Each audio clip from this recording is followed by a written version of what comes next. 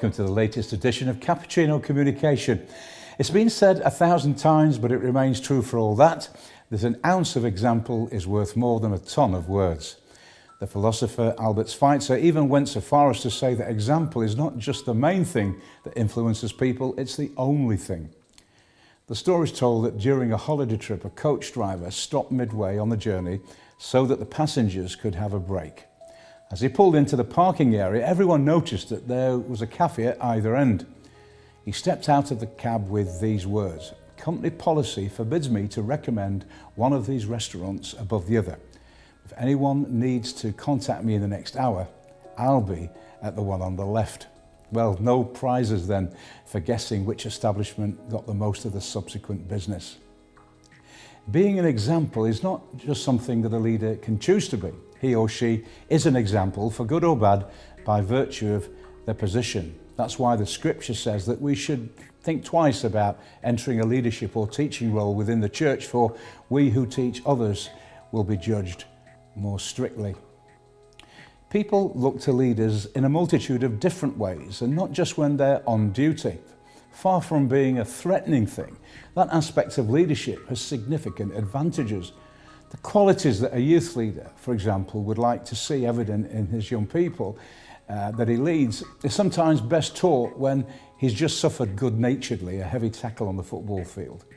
The graciousness of a deacon or elder in the local church AGM is far more forceful than an eloquent dissertation on the Spirit of Christ at the midweek Bible study.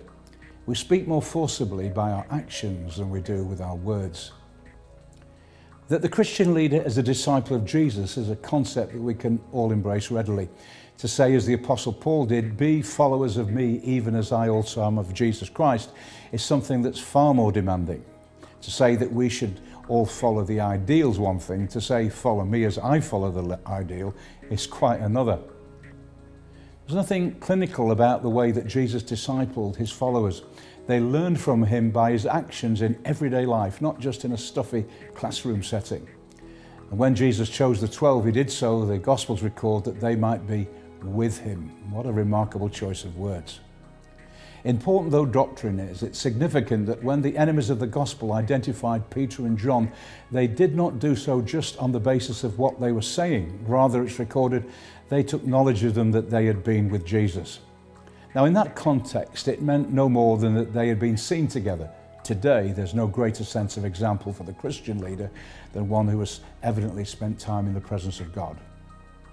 Before the early church were designated Christians, they were known as people of the way. It was not just the way that they taught that was striking, but the way that they walked. In Luke 6, verse 40, Jesus says, "A student is not above his teacher, but everyone who is fully trained will be like his teacher." If we put 2 Timothy 2, verse 2 another way, we could say that discipling through example consists of following a model to be a model that others will follow with a view to becoming a model themselves. A man once called late at night at the home of a father and son. One was a pastor and a doctor of divinity, and the other a medical doctor. The door was opened by a friend who was staying at the house, and in response to the question, "Is the doctor at home?" asked, "Do you want the one who practices or the one who preaches?" Well, the right answer is also the one who practices, isn't it?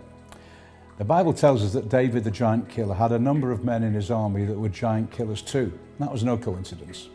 Saul was physically a big man, but when he looked around his army to find someone to face Goliath, he drew a blank. See, it takes a giant killer to make a giant killer. The primary responsibility of leadership lies not in how big the job is and the status that goes with it. The primary responsibility of leadership is being an example to those that we lead. Well, that's all for now. God bless you, and don't forget, keep the caffeine flowing.